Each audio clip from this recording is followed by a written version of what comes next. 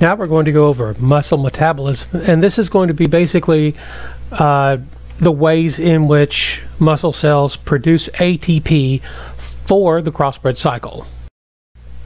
So how do they produce their ATP? There are three major ways. First, we're using creatine phosphate, and we'll get into that mechanism in just a minute. Anaerobic glycolysis, which happens when the muscle cell does not have enough oxygen. And finally, cellular respiration, which we've seen before this semester, but if you'll recall, occurs only when there's sufficient oxygen present. Let's take a look at creatine phosphate as a part of muscle metabolism.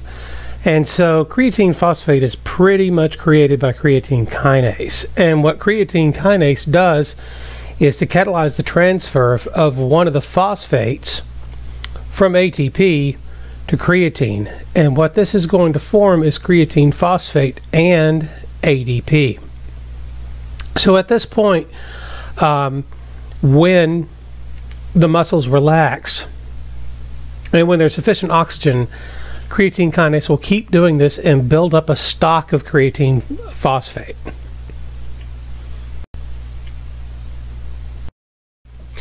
Now, creatine phosphate is between 3 to 6 times more plentiful than ATP in a relaxed muscle fiber, because again, what creatine kinase will do is to pull those phosphates off of ADPs and put them onto creatine phosphate. And in the meantime, if a muscle fiber is relaxed, the oxygen demands are fairly low, and it's going to be able to carry out cellular respiration and reload the ADP that's there as well. Okay, so what is it that's going to happen when the muscles need ATP right away? When contraction begins, you can see that creatine kinase will cause the transfer of a phosphate group from creatine phosphate back to ADP. So basically, creatine kinase will reverse its action and move creatine phosphate from, will move phosphate from creatine phosphate to ADP, which generates new ATP molecules. So this is something that happens very quickly, and because of this, and there you see ATP, because of this, because the formation of ATP from creatine phosphate, because this is a very rapid process, then creatine phosphate is the first source of energy that gets tapped into when muscle contraction begins. And as you can see in the yellow square at the bottom of the figure, the duration of the energy that you get provided by this mechanism is actually about 15 seconds. So the first 15 seconds of use of muscle tissue usually comes from creatine phosphate. Now, when you're carrying out heavy exercise, you don't have enough oxygen available for the needs of skeletal muscle fibers, because cellular respiration is a fairly slow process. So when you have low oxygen or anaerobic conditions, basically the pyruvic acid that you form during glycolysis, instead of going into acetyl-CoA formation and the Krebs cycle and so forth and so on, instead of entering the mitochondria, it gets converted to lactic acid. We'll see what happens to the lactic acid in just a little bit, but the important part here is that you generate 2 ATP molecules from glycolysis. Now, this is not very efficient at all, so it's not something that you can carry out for a very long time, but it is sort of a stopgap measure for the production of ATP when you don't have enough oxygen present. And what is the source of glucose in the skeletal muscles? As you can see at the top of the diagram, a lot of the time you're going to get glucose not only from the bloodstream, but from glycogen granules that are present in skeletal muscle tissue. Now, the duration of energy that you can provide with this is a little bit longer than the creatine phosphate. It's going to be a couple of minutes, but still that's not very long. And the basic reason why it's not very long is because this is a very inefficient process in terms of ATP production. Instead of producing 32 to 36 molecules of ATP from glucose, in this case you're just producing a couple of ATPs from each glucose. That means you can run through your stores of glycogen pretty fast. Now, given that the pyruvic acid is converted to lactic acid, you're going to get a change in pH, and lactic acid buildup is actually responsible for when you get a burn during an intense workout. Is it responsible for muscle soreness 2 or 3 days after the workout? The answer to that is no, and we'll see why in a little bit.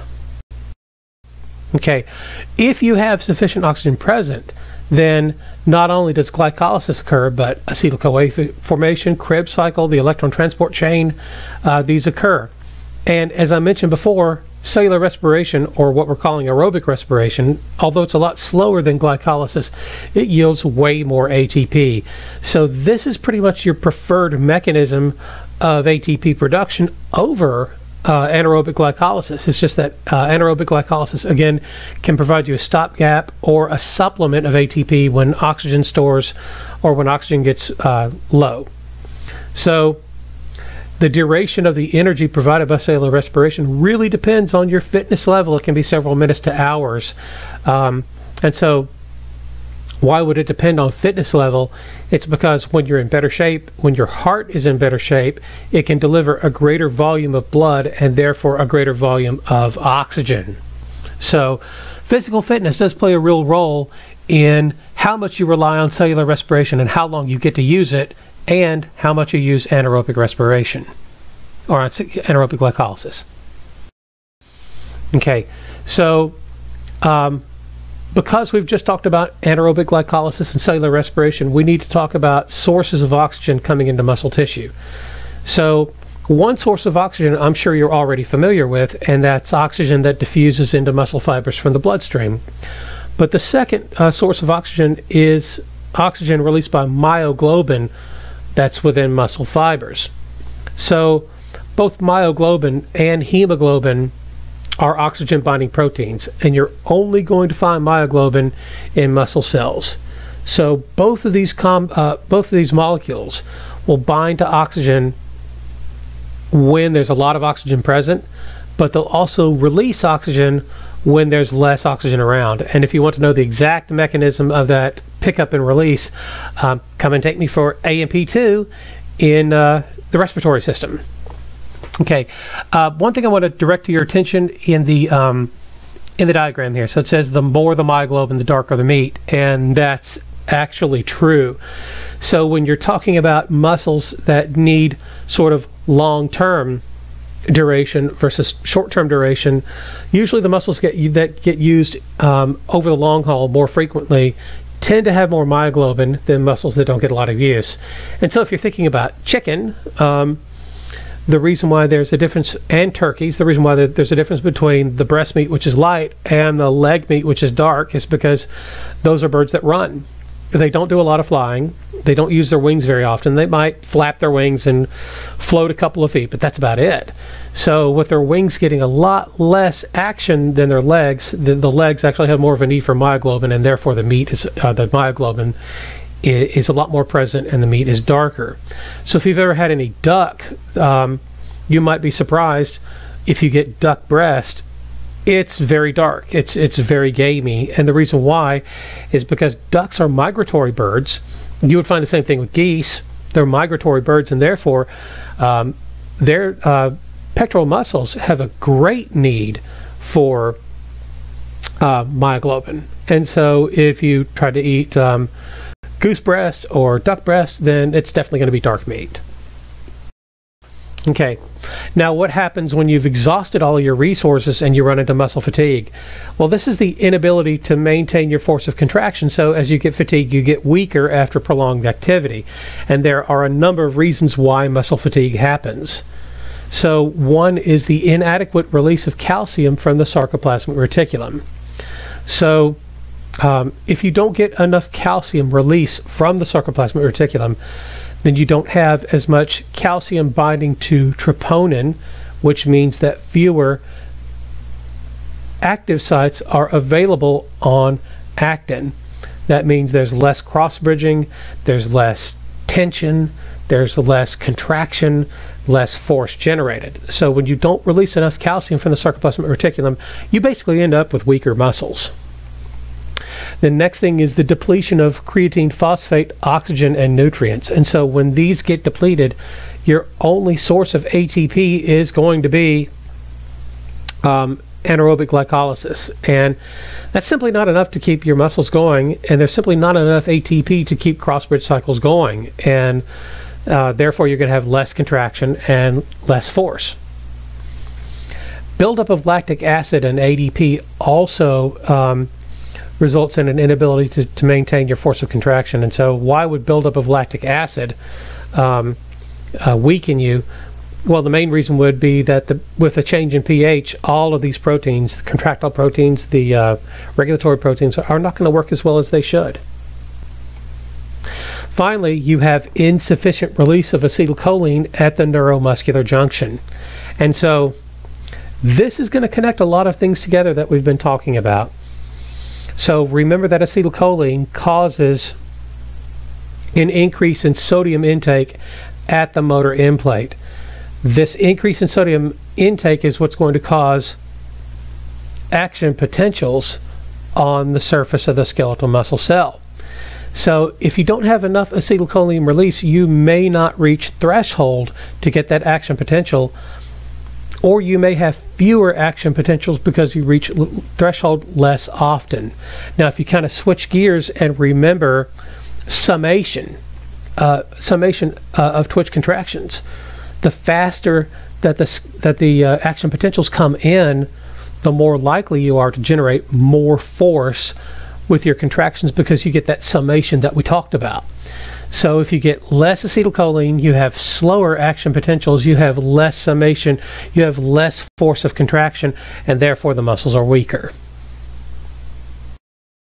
Okay, now after you're done exercising, after you stop, you're going to continue to breathe pretty heavily for a little bit. I can tell you, after I get off the treadmill with one of my average workouts, I'm hurting for oxygen for a little while, and it's because I've gone into oxygen debt. And what are the things that happen? Why do you need to take in increased oxygen after you stop the exercise? Well, first of all, you need to replenish your creatine phosphate stores, and this only happens when you have sufficient oxygen. Secondly, this is going to enable the conversion of lactate into pyruvate. So you're not generating lactic acid anymore. You're actually going to be able to convert lactic acid into pyruvic acid. And we'll talk about how that happens in just a little bit. Third, you've got to have a chance to reload oxygen onto myoglobin, because when you pull oxygen off of myoglobin, at that point, it's got to be reloaded.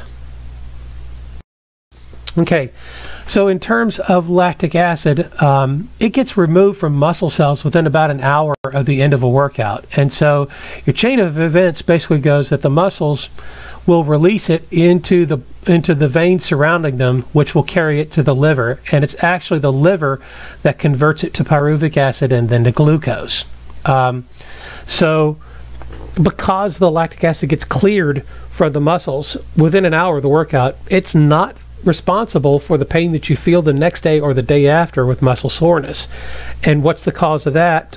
It may be muscle tissue damage and some accompanying inflammation. And so what you can get when you overwork the muscles is you can actually get some tearing of myofibrils, and with that tearing of myofibrils, maybe a little bit of microscopic damage to the muscle cells themselves.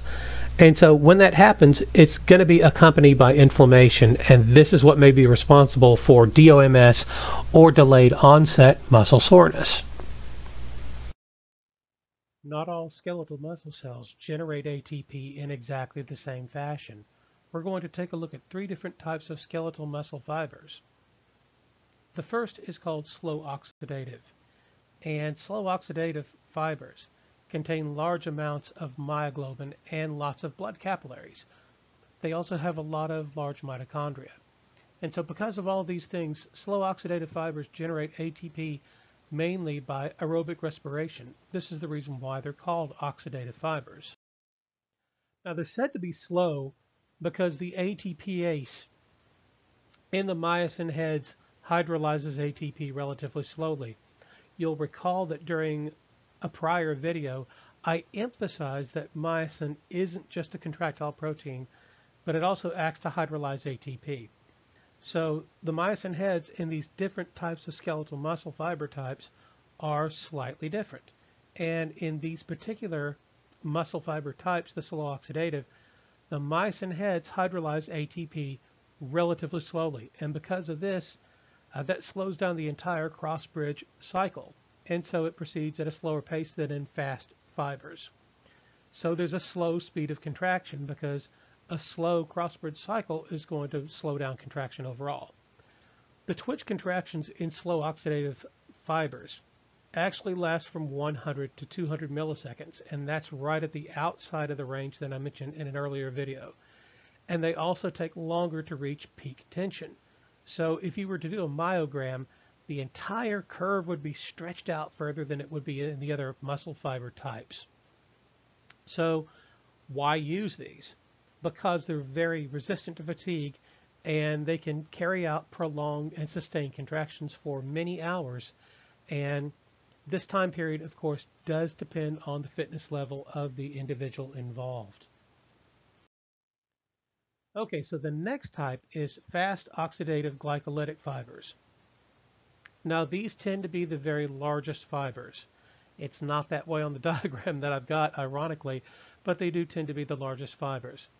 Now, like slow oxidative fibers, they contain a large amount of myoglobin and lots of blood capillaries, but if you'll notice, the color in here is lighter, meaning that they do contain less myoglobin and fewer blood capillaries.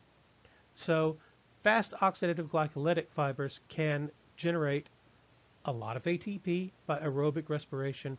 This gives them a moderately high resistance to fatigue, not as resistant to fatigue as the slow oxidative fibers. Because they also have a lot of intracellular glycogen, however, they also generate a lot of ATP by anaerobic glycolysis. Now, the reason why these are fast oxidative instead of slow oxidative is because they have a slightly different configuration of their myosin. And it turns out the ATPase in their myosin heads hydrolyzes ATP about 3 to 5 times faster than the myosin ATPase in slow oxidative fibers. So basically everything's going to go faster because the cross-bridge cycle goes faster. Their speed of contraction goes faster. Their peak tension reaches faster.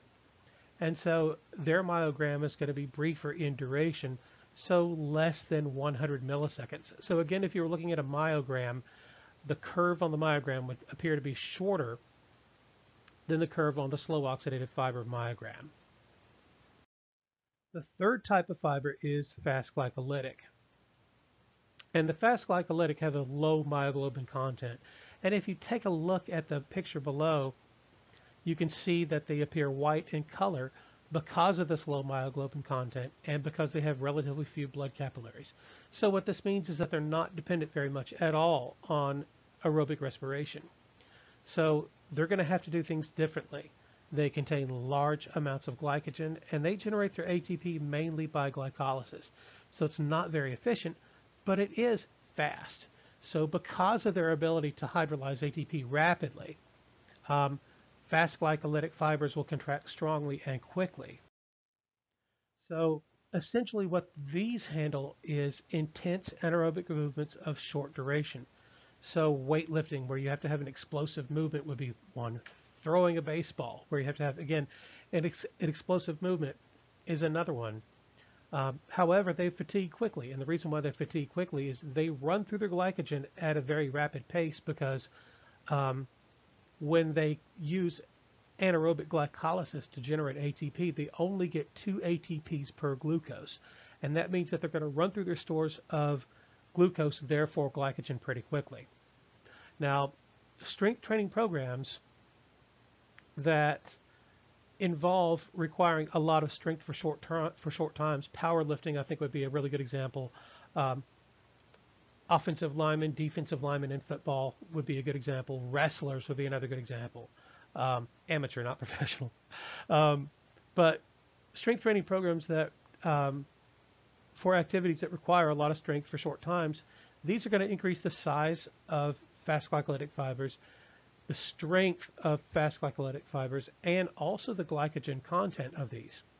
So as it turns out, the fast glycolytic fibers of a weightlifter can be about 50% larger than those of someone who's sedentary or someone who's an endurance athlete, because what these fast glycolytic fibers have to do is to increase their synthesis of muscle proteins. And so the way that you get muscle enlargement is not going to be it's not going to be producing more fibers. It's going to be increasing the number of myofibrils within the individual fibers. So if you're going through strength training for things that require explosive movement, then you can see muscle enlargement because of hypertrophy, or basically that's a fancy way of getting bigger, of the fast glycolytic fibers. And so here are 3 skeletal muscle fiber types: the slow oxidative, the fast oxidative glycolytic, and the fast glycolytic fiber. So the ratio of fast glycolytic and slow oxidative is genetically determined. So you may have heard somebody say you can coach a lot of things, but you can't coach speed. And this is basically the reason why, because the ratio is genetically determined, and it does help account for individual differences in physical performance. So you can take 2 people and train them exactly the same way with the same intensity, have them follow the same diet, same nutrition. You're going to get different results because people have got different ratios of these fast and slow fibers. And you may have heard them referred to as fast twitch and slow twitch fibers. So people who have a higher proportion of fast glycolytic fibers, they usually excel in activities that require periods of intense activity. So weightlifting, sprinting, and of course here's the greatest sprinter in history, Usain Bolt. Somebody like Michael Phelps in swimming would also have the same sort of makeup. Now, people with higher percentages of slow oxidative fibers are better at endurance activities, so things like long distance running. And at the time that I prepared this PowerPoint, Dennis Kimetto was the world record holder in the marathon, so ran it in under 2 hours, which is absolutely ridiculous. But what's the difference between Bolt and Kimetto? They both train extremely hard. They're both elite athletes, but they've got different ratios of fast glycolytic to slow oxidative fibers. So Usain Bolt is just going to cream Kimetto in a 100 or 200 meter run, but have them run 10, 12, 26 miles, and Kimetto is going to leave Bolt in the dust because he's going to have a much greater proportion of the fibers that are good for endurance.